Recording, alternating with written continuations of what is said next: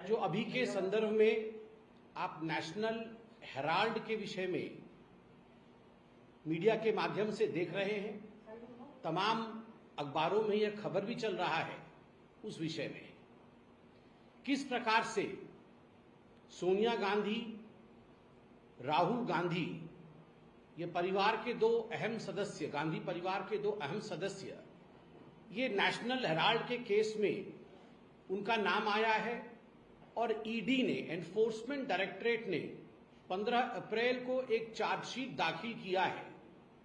आज परत दर परत, लेयर बाय लेयर, बहुत ही साधारण भाषा में, ताकि आम जनता समझ सके कि आखिरकार सोनिया जी, राहुल जी ने क्या गड़बड़ी की है नेशनल हेराल्ड केस में, क्यों उनके खिलाफ केस हुआ है, क्यों कोर्ट में उनके खिलाफ सुनवाई हो रही है, और जो प्रावधान है जिसके अंतर्गत केस हुआ है पीएमएलए के अंतर्गत, उसमें अगर ये सिद्ध हो जाता है तो 7 साल तक कैद में रहना पड़ेगा, जेल जाना पड़ेगा। सोनिया जी और राहुल जी क्यों जेल जा सकते हैं, और हमें संपूर्ण विश्वास है जेल जाना ही पड़ेगा, इसका पूरा डाइसेक्शन करके आपके समक्ष में रखने का प्रयास करूंगा। आप सब जानते हैं यह कोई आज का केस नहीं है, ये लगभग 2012-13 से यह केस आगे बढ़ रहा है, और जब से हमारी सरकार 2014 में आई है, इसको बहुत प्रखर तरीके से भारतीय जनता पार्टी के सरकार ने आगे बढ़ाया है। आखिर इस केस के पट में क्या है, मैं पट के विषय में समझाऊंगा, उसके पश्चात जो आज की परिस्थिति है उसके विषय में भी बताऊंगा। 1937-1938 में उस समय के नेता और भारत के प्रथम प्रधानमंत्री पंडित जवाहरलाल नेहरू ने एसोसिएट जर्नल नामक एक कंपनी खोला। ये जो एसोसिएट जर्नल कंपनी थी, इस कंपनी का काम क्या था? ये एक पब्लिशिंग हाउस थी और ये 3 तरह के अखबारों को पब्लिश करती थी। अंग्रेजी में नेशनल हेराल्ड, जिसको आप सब जानते हैं क्योंकि नेशनल हेराल्ड के केस से ये प्रेस कॉन्फ्रेंस भी हो रहा है, केस भी चल रहा है। अंग्रेजी में नेशनल हेराल्ड, और एक उर्दू अखबार होती थी जिसका नाम कौमी आवाज, और हिंदी में नवजीवन। ये 3 अखबार एसोसिएट जर्नल लिमिटेड से छपती थी, और ये पंडित जवाहरलाल नेहरू ने 1937-38 में आरंभ किया। इसके मालिक कौन थे? क्या पंडित जवाहरलाल नेहरू एसोसिएट जर्नल्स के मालिक थे? नहीं।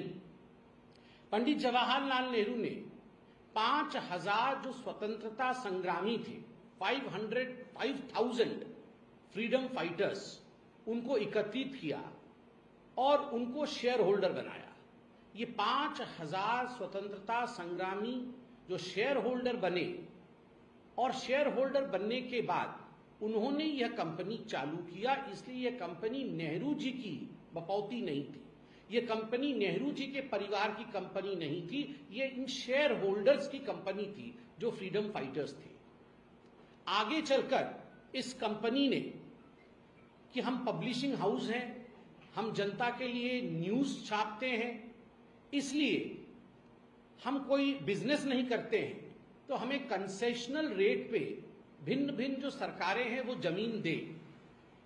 इस प्रकार का आवेदन रखा और 1956 में नॉन कमर्शियल कंपनी के रूप में एस्टैब्लिश हुई कि हम कमर्शियल एंटिटी नहीं है।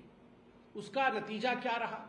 उसका नतीजा यह रहा कि देश भर के, उस समय तो प्रधानमंत्री पंडित जवाहरलाल नेहरू थे ही, स्वाभाविक रूप से उनका एक इन्फ्लुएंस था। देश भर के सभी राज्यों ने प्राइम लोकेशंस पे एजेएल को, एसोसिएटेड जर्नल लिमिटेड को, क्योंकि एक नॉन कमर्शियल एंटिटी थी, उसके नाम पर उन्होंने प्राइम लैंड पे बहुत बड़े बड़े जमीन नॉमिनल रेट पे, 2 रुपए 1 रुपए के दाम पे, भाव पे, इन्होंने देश भर में जमीन दिया। लखनऊ के प्राइम प्रॉपर्टी पे, मुंबई के प्राइम प्रॉपर्टी पे, दिल्ली में तो आप सब देखते ही हैं, बहादुर शाह जफर रोड में सबसे बड़ी बिल्डिंग नेशनल हेराल्ड की ही है। इस प्रकार पूरे देश के हर कोने में लगभग ऐसी 100 प्रॉपर्टीज है जो नेशनल हेराल्ड की प्रॉपर्टीज है। पूरे देश में ये प्रॉपर्टीज एक्वायर की गई और ये अखबार छपने का काम चलता रहा। धीरे धीरे नेशनल हेराल्ड कोई पढ़ता नहीं था। इनका काम, नेशनल हेराल्ड की जो कंपनी थी, जो मूल कंपनी थी एसोसिएटेड जर्नल लिमिटेड, ये नुकसान में जाने लगा, अर्थात लॉस में जाने लगा। जब ये लॉस में जाने लगा तो लगभग 2008 में एक ऐसी परिस्थिति आई कि कागज छापना और संभव नहीं हुआ। कागज छापने का काम उन्हें 2008 में संपूर्ण रूप से बंद करना पड़ा और एक 90 करोड़ का नुकसान एसोसिएटेड जर्नल लिमिटेड को हुआ। 90 करोड़ का नुकसान। कैसे नुकसान हुआ? ऋण के नीचे आ गई, 90 करोड़ के ऋण के नीचे आ गई। कैसे आ गई? जो वहां पर एम्प्लॉय थे, उनकी ग्रेच्युटी है, उनको तनख्वाह देना है, वहां रिपेयर वर्क करना है, बिजली का बिल आता है, इन सब चीजों को लेकर एक 90 करोड़ के ऋण के नीचे एसोसिएटेड जर्नल आ गई। तो एसोसिएटेड जर्नल ने, उनको लगा कि हम 90 करोड़ का क्या करेंगे, कहां से लाएंगे। उस समय एसोसिएटेड जर्नल के डायरेक्टर कौन थे? मोतीलाल वोहरा जी थे। और 2008 और 2010 के आसपास लगभग 1057 स्टेक होल्डर्स थे, शेयर होल्डर्स थे। तो मोतीलाल वोहरा जी ने सोचा मैं क्या करूं, ये 90 करोड़ का तो बहुत बड़ा लोन हो गया है। तो वो कांग्रेस पार्टी के पास गए, AICC, all India Congress committee. तो ऑल इंडिया कांग्रेस कमेटी के पास जाके उन्होंने आवेदन दिया कि आप हमें 90 करोड़ का लोन दीजिए, तो मैं ये लोन जो है, जो हमारे एसोसिएटेड जर्नल पे आया है, हम चुका देंगे। तो वहां पर कौन थे? कांग्रेस में किसको बोलना पड़ेगा? कांग्रेस में सोनिया जी और राहुल जी। उस समय सोनिया जी अध्यक्षा थी और राहुल जी जनरल सेक्रेटरी थे। तो मोतीलाल जी गए और उनको बोले कि सोनिया जी, राहुल जी, बड़ा ये गड़बड़ हो गया है। तो सोनिया जी, राहुल जी ने कहा क्या हो गया मोतीलाल जी? ना, अरे वो एसोसिएटेड जर्नल लिमिटेड जो दादाजी ने आरंभ किया था, उनकी कंपनी तो नहीं है, मगर आरंभ उन्होंने किया था आप लोगों के बचाव के लिए। मतलब कोई भी कांग्रेस के खिलाफ लिखता था तो आप लोग उसमें प्रोपागेंडा करते थे। अब वो 90 करोड़ के लोन में आ गया है, हम क्या करें? तो सोनिया जी और राहुल जी ने कहा अरे कोई डरने की बात नहीं है, आप कांग्रेस के ट्रेजरर के पास जाओ और कांग्रेस से 90 करोड़ का लोन ले लो और आप लेके अपना लोन चुका दो। तो मोतीलाल जी बोले अरे वाह, ये तो बड़ा अच्छा आइडिया है। तो कांग्रेस के ट्रेजरर कौन थे? कांग्रेस के ट्रेजरर भी मोतीलाल वोहरा जी थे। तो मोतीलाल वोहरा जी जो एसोसिएटेड जर्नल के डायरेक्टर थे, वो कांग्रेस के मोतीलाल वोहरा जो ट्रेजरर थे उनके पास गए और बोले सोनिया जी और राहुल जी ने कहा है 90 करोड़ का लोन दे दो। तो 90 करोड़ का लोन दे दिया गया। मोतीलाल वोहरा जो एसोसिएटेड जर्नल के थे लेके चले गए, मगर समय के साथ वो लोन चुका नहीं पाए। और कहां से लोन चुकेगा? कोई तो नेशनल हेराल्ड पढ़ता नहीं था, अखबार छपना बंद हो गया था। तो उसी समय 2010 में ये एक और कंपनी खोली गई। ये जो कांग्रेस पार्टी है, कांग्रेस पार्टी के कुछ सदस्यों ने एक और कंपनी खोली। उस कंपनी का नाम था young India limited. Young India limited. उसके 4 सदस्य थे। कौन कौन थे? सोनिया जी, राहुल जी, ऑस्कर फर्नांडिस और मोतीलाल वोहरा। तो सोनिया जी के पास इस यंग इंडिया लिमिटेड के 38% शेयर थे और हमारे राहुल बाबा के पास इसके 38% शेयर थे। अर्थात दोनों को मिलाकर यंग इंडिया लिमिटेड के कुल मिलाकर शेयर 76% के हो गए। जिसके पास 51% शेयर होता है वो मालिक होता है। ये बेचारे ऑस्कर फर्नांडिस और मोतीलाल वोहरा जी के पास 24%, 24% के शेयर थे। तो मालिक बन गए मां बेटे। सोनिया जी और राहुल जी 76% शेयर पकड़ करके, शेयर होल्डर बन करके यंग इंडिया के मालिक बन गए। अब ये यंग इंडिया एक कंपनी खुलती है तो उसमें कैपिटल इन्वेस्टमेंट होता है। उस कैपिटल को लेकर आपको कंपनी खोलनी पड़ती है। तो यंग इंडिया कितने की कंपनी थी? 5 लाख की कंपनी थी। 5 लाख निवेश किया गया और उस कैपिटल एक्सपेंडिचर से ये कंपनी खड़ा किया गया जिसका नाम था यंग इंडिया। अब 5 लाख कहां से लाए, बहुत चिंता पड़ गया सोनिया जी, राहुल जी की, हम 5 लाख कहां से लाए। तो उन्होंने एक कंपनी से लोन लिया, 1 करोड़ रुपए का लोन लिया और वो कंपनी का नाम डोटेक्स इंडिया कंपनी थी। ये डोटेक्स कंपनी से लोन लिया। आप सोचिए 5 लाख रुपए के लिए 1 करोड़ का लोन लिया है। बाद में पूछताछ में मालूम पड़ा कि ये जो डोटेक्स कंपनी के मालिक हैं, उन्होंने ईडी को कहा कि हमारा काम तो गोरख धंधे का था, हम तो ब्लैक मनी को व्हाइट करते थे और वही पैसा हमने राहुल जी को और सोनिया जी को 1 करोड़ और कोई कोलैटरल नहीं, ऐसे ही एक गिफ्ट के रूप में हमने लोन दे दिया। इस लोन का कोई डिटेल नहीं कि कोलैटरल दिया, कैसे दिया, ऐसे ही एक लोन दे दिया, एक अंडरस्टैंडिंग में लोन दे दी। उसमें से 5 लाख की कंपनी खोली, अब बच तो बहुत सारा गया, 95 लाख तो बचा हुआ है 1 करोड़ में से।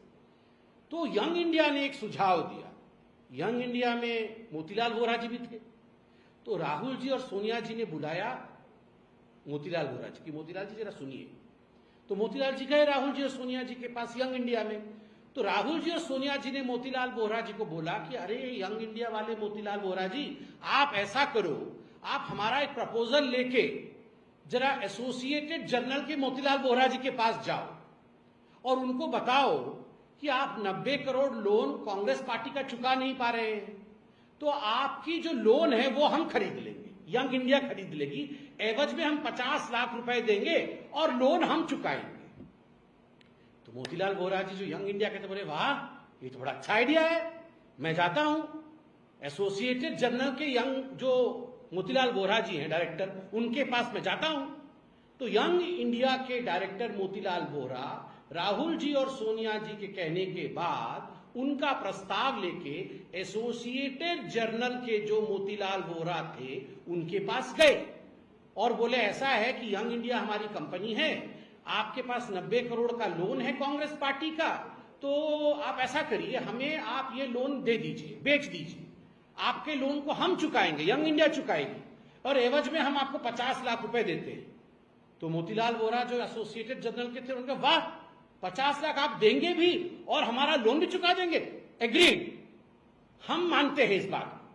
50 लाख रुपए एसोसिएटेड जर्नल ने लिया और उन्होंने अपने जो सारे शेयर थे, एक शेयर 10 रुपए का, ऐसा करके 9 करोड़ शेयर, 9 इंटू 10 90 करोड़, तो ये सारे शेयर उन्होंने एसोसिएटेड जर्नल ने यंग इंडिया के नाम कर दिया कि अब हमारी जो शेयर्स हैं वो आपकी है, अब ये 90 करोड़ कैसे चुकाना है ये आप जानिए। 50 लाख रुपए दे करके पूरी जो एसोसिएटेड जर्नल लिमिटेड की शेयर होल्डिंग थी, शेयर होल्डिंग का मतलब होता है मालिकाना हक, 99.1% मालिकाना हक किसके पास आ गया? वो यंग इंडिया के पास आ गया। मात्र 50 लाख में 5000 करोड़ की प्रॉपर्टी, दिल्ली के प्राइम लोकेशन पे प्रॉपर्टी, लखनऊ के प्राइम लोकेशन पे प्रॉपर्टी, मेरठ में प्रॉपर्टी, आपके जहां जहां जाओ वहां वहां प्राइम लोकेशन पे, भोपाल में प्रॉपर्टी, हर जगह इनकी प्रॉपर्टी थी। जब ये शेयर ट्रांसफर हुआ 99.1%, ये सारा का सारा जो प्रॉपर्टी है वो यंग इंडिया के पास और उनके अधीन हो गया। मात्र 50 लाख, और वो भी डोटेक्स इंडिया से लेकर ये बन गए मालिक। 5000 करोड़ के मालिक कौन बना? जिसके पास 76% शेयर था, मां और बेटे। और ये मोतीलाल वोरा जी चहुदिक दिशा में थे। ये डायरेक्टर एजेएल के भी हैं, ये डायरेक्टर यंग इंडिया के भी हैं, और ये ट्रेजरर एआईसीसी के भी हैं। अब उसके बाद जब यंग इंडिया मालिक बन गई तो जो कांग्रेस के मोतीलाल वोरा जी थे ट्रेजरर, उन्होंने कहा कांग्रेस पार्टी जो 90 करोड़ लोन हमने दिया था एसोसिएटेड जर्नल को, हम उसे माफ करते हैं, वो लोन वापस करने की आवश्यकता नहीं है, माफ। 90 करोड़ का लोन माफ कर दिया राहुल जी और सोनिया जी के कहने पर। प्रश्न उठता है, प्रश्न नंबर 1, क्या एक पॉलिटिकल कंपनी किसी और एंटिटी को लोन दे सकती है? क्या कांग्रेस पार्टी यंग इंडिया को, क्या कांग्रेस पार्टी एजेएल को इस केस में जो 90 करोड़ का लोन दिया, क्या ये जायज है? कांग्रेस पार्टी एक पार्टी है, चंदे पे चलती है, लोग देते हैं, बैंक नहीं है जो लोन देगी। कैसे लोन दिया? नंबर 1। नंबर 2, वही लोग तीनों जगह हैं, क्विड प्रो को, वही सोनिया जी राहुल जी, यहां मोतीलाल वोरा को बोलते हैं, वही सोनिया जी राहुल जी लोन माफ कर देते हैं, वही सोनिया जी राहुल जी 5000 करोड़ की प्रॉपर्टी हड़प लेते हैं। तो इस प्रकार से ये जो पूरी हड़पाई हुई है, मैं तो आज से आप लोगों को अपील करूंगा, इसको आप चोरी या भ्रष्टाचारी मत कहिए, ये सरेआम डकैती है, डकैती। पहले हम हिंदी पिक्चर में देखते थे, घोड़े पर बैठ के डाकू आते थे, ऐसे बंदूक लेके, बंदूक नहीं राइफल, बड़ा बड़ा बंदूक लेकर आते थे, और कोई भी बाहर खड़ा हो गोली मार करके पूरे सरेआम दोपहर को दिन में आते थे और गोली मार करके उसकी प्रॉपर्टी हड़प लेते थे डाकू घोड़े पे बैठकर। और मॉडर्न डाकू तो यही है, ये तो डकैती है। ये सरेआम नाक के नीचे एक कंपनी बना करके 50 लाख में 5,000 करोड़ रुपए हड़प ली है। बस इतना ही फर्क है कि सोनिया जी, राहुल जी घोड़े पे बैठ के नहीं आए और राइफल पकड़ के नहीं आए, बाकी तो पूरी डकैती ही है। तो इसको आप चोरी और भ्रष्टाचारी मत कहिए, ये नेशनल हेराल्ड डकैती केस है जिसमें कि एक्यूज्ड नंबर 1 सोनिया गांधी है और एक्यूज्ड नंबर 2 राहुल गांधी है। अब वर्तमान में आते हैं, ये वर्तमान में पूरा विषय क्यों उठा है। अप्रैल 15 को 2-3 दिन पहले ईडी ने चार्जशीट फाइल किया जिसमें सोनिया जी, राहुल जी, साम पित्रोदा और सुमन दुबे, इन चारों का नाम नामित है। इनके नाम के साथ चार्जशीट फाइल किया गया। सोनिया जी, Rahul ji accused number 1, accused number 2। ये जो सैम पित्रोदा जो फॉरेन का काम देखते हैं और बीच बीच में बयानबाजी करते हैं, और सुमन दुबे ये भी डायरेक्टर है यंग इंडिया के, तो इनका नाम इंक्लूड किया गया है। अब इनका नाम क्यों इंक्लूड किया गया है, किस केस में इंक्लूड किया गया है। ईडी ने अपने चार्जशीट में पीएमएलए, जो कि prevention of money laundering act है, उसके अंतर्गत वेरियस सेक्शंस के अंतर्गत इनका नाम इंक्लूड किया है। 2022 से 25 के बीच में कुछ डेवलपमेंट हुआ है नेशनल हेराल्ड की केस में। क्या क्या डेवलपमेंट हुआ है जो आज हम सबको जानना जरूरी है। नंबर 1 डेवलपमेंट हुआ है, आपने टीवी न्यूज में देखा है कि राहुल जी से और सोनिया जी से ईडी ने पूछताछ की है। अब डकैती करोगे तो पूछताछ तो करेगी। उनसे पूछताछ हुई, पूरा कच्चा चिट्ठा सामने आया, कहां पैसा छुपा हुआ है, किस प्रकार से लेन देन हुई है, ये सारा कुछ सामने आ गया पूछताछ से। मल्लिकार्जुन खड़गे जी, आज मल्लिकार्जुन खड़गे जी, with all due respect to Mallikarjun खड़गे जी, वो एकमात्र एम्प्लॉई है नेशनल एसोसिएटेड जर्नल लिमिटेड की। ही इज द ओनली कर्मचारी ऑफ एजेएल, इसलिए उनसे भी पूछताछ हुई कि आप अकेले कर्मचारी हैं भैया, आप बताइए। दूसरा विषय। तीसरा विषय, जब ये यंग इंडिया ने एक्वायर किया एसोसिएटेड जर्नल लिमिटेड को, उस समय एक बड़ी बात देखी गई कि इतने बड़े प्रॉपर्टी को एक्वायर करने के बाद कुछ तो टैक्स देना बनता था। तो इनकम टैक्स डिपार्टमेंट ने देखा कि 414 करोड़ का टैक्स इवेजन ये सोनिया गांधी और राहुल गांधी ने कर दिया है। 50 लाख देके 5,000 करोड़ की प्रॉपर्टी ले ली और टैक्स नहीं दिया, तो 414 करोड़ का टैक्स इवेजन भी किया है, यह भी सामने आ गया। उसके बाद 16 लोकेशंस पे, जो ये एजेएल की प्रॉपर्टी की 16 लोकेशंस पे रेड मारे गए एजेंसीज के, और बहुत सारे दस्तावेज सामने आए। उन दस्तावेजों में बहुत सारी बातों का खुलासा हुआ। जब ईडी ने ये रेड किया और ईडी ने उसके साथ ही जो इमूवेबल प्रॉपर्टी थी एसोसिएटेड जर्नल की, उनको सील कर दिया, और इससे बहुत कुछ सामने आया जो मैं आपको अभी बताने वाला हूं। ये चौंकाने वाला विषय है। ईडी के चार्जशीट में पढ़ता हूं कि आखिर इन प्रॉपर्टीज को सील क्यों किया गया, इन पर रेड क्यों डाला गया, वर्तमान में एक केस सोनिया जी और राहुल जी के खिलाफ क्यों हुआ। ईडी कहती है, these properties were attached after extensive investigation by the ED, which revealed significant generation and possession and use of proceeds of crime to the tune of 988 crore. To secure the proceeds of crime and to prevent the accused from dissipating the same. कल कांग्रेस वाले press conference में कह रहे थे, अरे कोई property तो बेचा नहीं, कोई प्रॉपर्टी खरीदा नहीं, प्रॉपर्टी तो जहां का तहां खड़ा है, फिर हमने क्या गड़बड़ी की। ईडी ने कहा, भैया प्रॉपर्टी तो वहीं खड़ी है, मगर उस प्रॉपर्टी का इस्तेमाल करके, उस प्रॉपर्टी के माध्यम से आपने प्रोसीड्स ऑफ क्राइम मतलब जो आपने भ्रष्टाचार किया, उससे जो उगाही की, उस प्रोसीड्स ऑफ क्राइम को आपने स्टोर किया, उस प्रॉपर्टी के माध्यम से उसे यूज किया, और उस प्रॉपर्टी के माध्यम से आपने जनरेट किया, और लगभग 1,000 करोड़ रुपए अब तक 22 से 25 के बीच में 1000 करोड़ रुपए आपने जनरेट कर लिया है, ताकि ये पैसा आप ठिकाने ना लगा दो और उस पैसे का हिसाब में हेरफेर, ये तो मां बेटे तो हेरा फेरी कर रहे हैं ना, तो हेरा फेरी आप ना कर दो, इसलिए हमने इसे सब सील कर दिया है।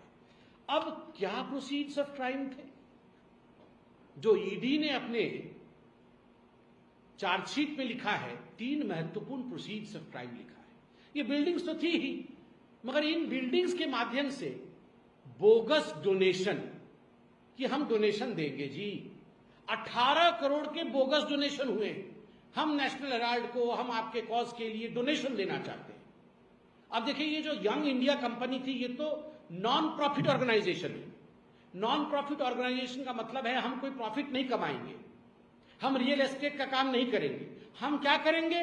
चैरिटी का काम करेंगे। मगर जब उनके कागज देखे गए तो उसमें चैरिटी के नाम पे तो 1 भी रुपया खर्चा नहीं हुआ है, 1 भी रुपया चैरिटी पे खर्चा नहीं हुआ है। तो सारा काम तो कमर्शियल किया है आपने। ये जो बोगस डोनेशन हुआ है 18 करोड़ रुपए का, जब ढूंढा गया कि डोनेशन किसने किया है, तो डोनर नहीं मिल रहे हैं। डोनेशन आया है 18 करोड़, अब डोनेशन किसने दिया है पता नहीं जी। अब उसके साथ बोगस एडवांस रेंट, एक बिल्डिंग है बहादुर शाह जफर में, तो किसी ने कहा मैं भैया ये फर्स्ट फ्लोर रेंट पे लूंगा, 2 करोड़ रुपए महीने दूंगा, तो आप मुझे रेंट पे दीजिए। तो बाद में रेट में देखा गया, अरे रेंट तो आ रहा है मगर बिल्डिंग तो खाली है, इसमें तो कंपनी है ही नहीं। तो बोगस एडवांस रेंट लेकर मां बेटे ने, यंग इंडिया ने कमाया 38 करोड़ रुपया, 38 करोड़ रुपया कमा लिया, घर खाली, रेंट आ रहा है। अरे बाप रे, ये डकैती नहीं तो क्या है? बोगस एडवर्टाइजमेंट आ रहा है और उसमें 29 करोड़ रुपए ले लिया है। एडवर्टाइजमेंट कौन दे रहा है?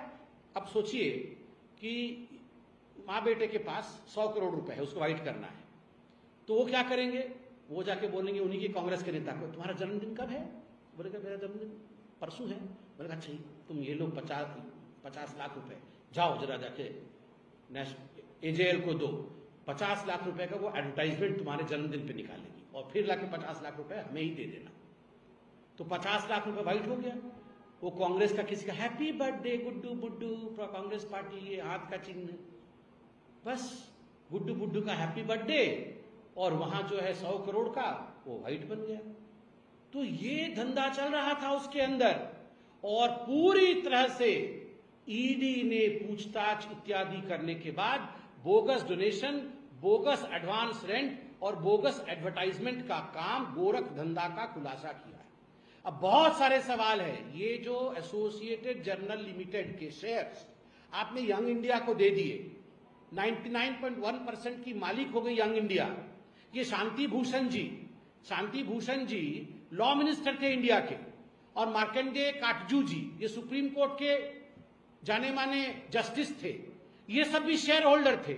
इन्होंने कंप्लेन किया कि अरे भैया हम तो शेयर होल्डर हैं, कंपनी का रूल होता है कि कंपनी अगर किसी और को आप हैंडओवर कर रहे हो, शेयर बेच रहे हो, तो शेयर होल्डर को तो आप बताओगे, मगर बिना शेयर होल्डर को बताए ये सारे शेयर ट्रांसफर कैसे यंग इंडिया को हो गए? तो ये भारतीय जनता पार्टी केवल नहीं कह रही है, ये शांति भूषण जी और मार्कंडेय काटजू जी भी बता रहे हैं। तो इस प्रकार से जो पूरा गोरख धंधा हुआ है 2008 में यंग इंडिया, 2010 में यंग इंडिया खोल करके 2008 से 2011 के बीच जो ये खुराफाती हुई है, ये डकैती है। मां बेटे ने डकैती की है। अक्यूज नंबर 1 है सोनिया गांधी, अक्यूज नंबर 2 है राहुल गांधी। और वैसे मुझे लगता है जब मैं प्रेस कॉन्फ्रेंस कर ही रहा हूं, अब पूरा परिवार ही डाका डाल रहा है, तो इन सब के आका रॉबर्ट वाडेरा, तो आप सोचिए रॉबर्ट वाडेरा भी पकड़ा गया है। ये जो रॉबर्ट वाडेरा थे, ये सिकोपुर गांव में हरियाणा में इन्होंने जमीन ली। इन्होंने लगभग 3.5 एकड़ को जमीन खरीदी। कितने में खरीदी? ये 7.5 करोड़ में खरीदा, और उसके 3 साल बाद उसको बेच दिया डीएलएफ को 58 करोड़ में। ये राहुल गांधी और रॉबर्ट वाड्रा को भेजना चाहिए हार्वर्ड यूनिवर्सिटी में कि कैसे बिना जेब में पैसा लिए कैसे 100-100 करोड़ रुपए कमाया जाए। ये दोनों बता सकते हैं, पढ़ा सकते हैं। आप बताइए 7.5 करोड़ रुपए में जमीन खरीदी और बेचा 58 करोड़ में, और बाद में मालूम पड़ा कि 7.5 करोड़ भी नहीं दिया था। डीएलएफ को बेचा था, डीएलएफ के ही पैसे को लेकर के 50 करोड़ डीएलएफ से दिया था, उसमें 7.5 करोड़ फिर डीएलएफ को दे दिया और फिर 58 करोड़ में डीएलएफ को बेच दिया। ऐसे कैसे हुआ? क्योंकि वो लैंड यूज चेंज किया, लाइसेंस नहीं था वहां कॉमर्शियल प्रॉपर्टी बनाने की। तो डीएलएफ को कई 100 करोड़ रुपए खर्च करने पड़ते। भूपिंदर हुड्डा जी उस समय कांग्रेस के मुख्यमंत्री थे, उनको देने पड़ते। उन्होंने कहा ये हुड्डा जी पे खर्च क्यों करूं, दामाद को ही पकड़ लेता हूं, पूरा परिवार तो यही काम कर रहा है। तो उन्होंने दामाद को पकड़ लिया और दामाद ने बोला तुम मुझे 50 करोड़ दे दो, मैं तुम्हारा लैंड यूज चेंज कर देता हूं। 50 करोड़ लिया, 7.5 करोड़ वापस किए, 50 करोड़ जेब में, लैंड यूज चेंज। बल्ले बल्ले, यहां मां बेटे 5,000 करोड़, या दामाद बोले मैं भी पीछे क्यों रहूं, मैं भी 50 करोड़। आप सोचिए, यहां तो 5,000 और 50 करोड़ की बात ऐसी हो रही है जैसे हम कहीं बैठ करके 10-20 रुपए का चाय पी रहे हैं। ये गांधी परिवार की ये सेंस ऑफ एंटाइटलमेंट, और ये सोचते थे डाका डालते जाएंगे और भारतवर्ष चुप रहेगा। उल्टा है। और आप ये सोच रहे हैं ऐसा नहीं होने वाला है। वो समय बीत गया जब आप सत्ता में थे और आपको लगता था कि ये देश आपकी बपौती है। ये नेहरू जी भी सोचते थे, ये आप भी सोचते हैं। अब ये देश आपकी बपौती नहीं है, गरीबों का है यह देश। और जिसने गरीबों का पैसा लूटा है वह अक्यूज नंबर 1 हो या अक्यूज नंबर 2 हो, जेल तो जाना ही पड़ेगा। बहुत बहुत धन्यवाद। कोई प्रश्न हो तो अवश्य पूछे। कांग्रेस आरोप लगाती है कि जब जब इलेक्शन नजदीक होता है तब तक भाजपा और केंद्रीय जांच एजेंसियां उन्हें परेशान करती हैं, क्योंकि बिहार के इलेक्शन नजदीक है, बंगाल के इलेक्शन नजदीक है, इसलिए भाजपा जो है वो केंद्रीय जांच एजेंसियों का इस्तेमाल कर रही है और उन्हें परेशान कर रही है। हरियाणा के जो इलेक्शन खत्म हो गए, ये दामाद जी तो का पूरा केस तो हरियाणा में था, वहां तो धूल चाट गए कांग्रेस वाले। उस समय तो ये केस नहीं चल रहा था। और देखिए, इलेक्शन इस देश में हमेशा चलते रहेंगे। मैं तो बोल रहा हूं कांग्रेस पार्टी को, अगर उनको उस पर डाउट हो रहा है कि इलेक्शन के कारण रेड हो रही है तो 1 नेशन 1 इलेक्शन लाने दीजिए। 1 नेशन 1 इलेक्शन होगा, मगर अनंत रेड तो आपके ऊपर होंगे ही। आपने एक दिन आप देख लीजिएगा, 1 नेशन 1 इलेक्शन होगा, मगर innumerable raids on Congress party continue करती रहेगी, क्योंकि इन्होंने इनन्यूमरेबल एक्ट्स ऑफ करप्शन किया है। इसलिए ये सब बहानेबाजी नहीं चलेगी। और ये अभिषेक मनु सिंघवी जी और जो इनके बड़े बड़े वकील आके यहाँ पर प्रेस कॉन्फ्रेंस कर रहे हैं, भैया प्रेस कॉन्फ्रेंस करने से क्या होगा? जो आप दलीलें यहां दे रहे हैं, कोर्ट में दलील दो। माँ बेटे तो बेल पे बाहर है ना, दोनों माँ बेटे बेल पे बाहर हैं। और दोनों माँ बेटे ने जाके सुप्रीम कोर्ट में कहा था कि इस केस को स्टे कर दिया जाए। सुप्रीम कोर्ट ने मना कर दिया इस केस को स्टे करने के लिए। तो मेरिट देखा है सुप्रीम कोर्ट ने।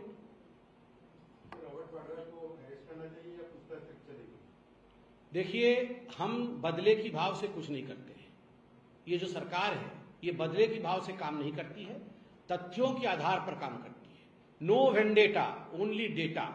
ये वेंडेटा के आधार पर नहीं, डेटा के एविडेंस के आधार पर काम करती है। और डेटा जिस प्रकार से इकट्ठा हो रहा है, मुझे तो लगता है जो आप सोच रहे हैं वो जल्दी ही होगा। जैसे जैसे केस एडवांस होगा आप देखिएगा, सबको लाया जाएगा। उस पर नो कमेंट। कोर्ट केस में कोर्ट है, स्वाभाविक रूप से वो विषय कोर्ट में है, कोर्ट उस विषय को सुन रही है। मैं यहाँ बैठ करके उस पर टिप्पणी करूँ ये उचित नहीं होगा। अखिलेश यादव आज बोले थे कि जब तक बीजेपी है, बीजेपी का सरकार है पूरे स्टेट में और सेंटर में, तब तक दलितों का और पिछड़ा वर्गों का कभी विकास नहीं होगा। अखिलेश यादव जी भी सच्चाई जानते हैं। वह भी जानते हैं कि कांग्रेस पार्टी ने किस प्रकार इस देश में दलितों और पिछड़ों के लिए उनके साथ कैसे अन्याय किया। अपीजमेंट की पॉलिटिक्स के कारण कर्नाटक में कांग्रेस पार्टी ने 4% रिजर्वेशन मुसलमानों के लिए किया और ओबीसी के 4% रिजर्वेशन के हक को काटने की कोशिश की। और ये कांग्रेस पार्टी की जो अपीजमेंट की पॉलिसी है उसका हाथ थाम के आज अखिलेश यादव चल रहे हैं।